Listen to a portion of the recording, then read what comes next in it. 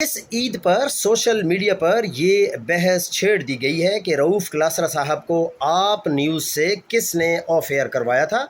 माजी को समझने के लिए हाल को समझना बहुत ज़रूरी है। इमरान खान का ना ऐसा मिजाज था, ना उनकी साख कमज़ोर थी, ना उन्हें अना की तस्कीन के लिए ये घटिया काम करने की ज़रूरत थी जो मौजूदा हुक्मरानों को है। इमरान खान के बदतरीन नाक़दीन में तो क्लासरा साहब का शुमार ही नहीं होता था।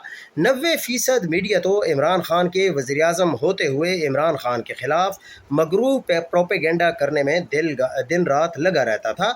उसके बावजूद वो कभी ऑफ एयर नहीं किए गए।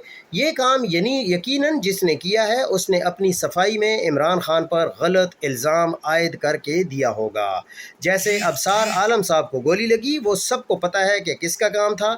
इमरान खान के फरिश्तों को भी इस जुल्म का इल्म नहीं था।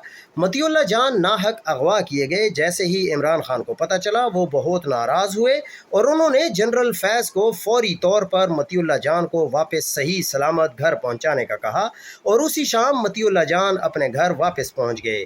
रिजीम चेंज में जब रिवायती सियासतदान वापस आए तो कोई जान से गया, कोई नौकरी से गया। सवाल पूछने वाली 90 से 99% आवाज़ें ऑफ एयर कर दी गईं और ये शरीफ ख़ानदान और इस्टेब्लिशमेंट दोनों की मर्ज़ी से ही किया गया। मुझे कोई सहाफ़ी बता दे कि जिस पर सिर्फ सवाल पूछने पर, हुकूमत की पॉलिसीज़ पर तनकीद करने पर इमरान खान हुकूमत में दहशतगर्दी के केसेस बना दिए गए हों। कोई एक मिसाल दे दीजिए, सिर्फ एक। यहाँ मुझ समेत न जाने कितने बेगुनाहों पर जाली मुकदमात बनाए गए और इमरान खान की तो एक आंख की बीनाई तक छीन ली गई।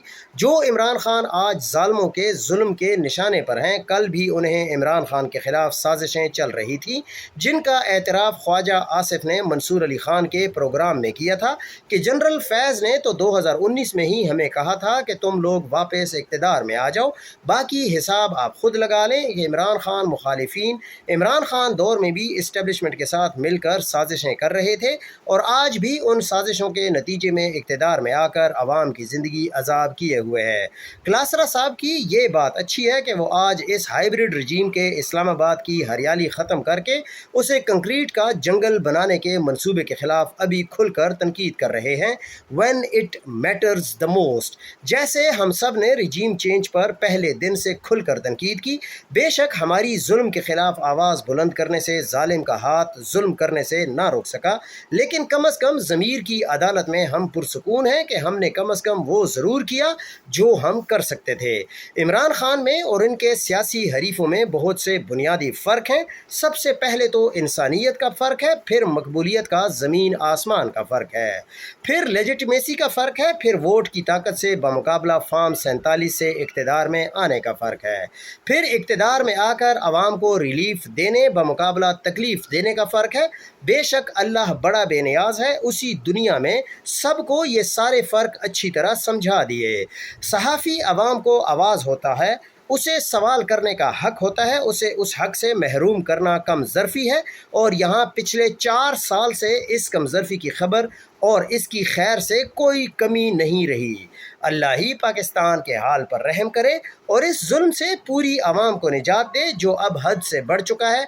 अल्लाह फजल करे और जुल्म की जड़ काट दे। 100 सुनहार की और एक लोहार की, ये मुहावरा तो आपने सुना होगा, लेकिन आजकल तो सारे तज्जियों को हमने चूर चूर करके रख दिया है। इससे बेहतर और साफ बात कोई नहीं कर सका, बल्कि सबको आईना भी दिखा दिया। और ये वाकई बात ठीक है कि honesty is really the best policy. इसलिए हम उन जैसे सहाफ़ियों का दिल से कदर करते हैं जो बाज़मीर है और लालची बिल्कुल नहीं है। नस्ली लोग ऐसे ही होते हैं।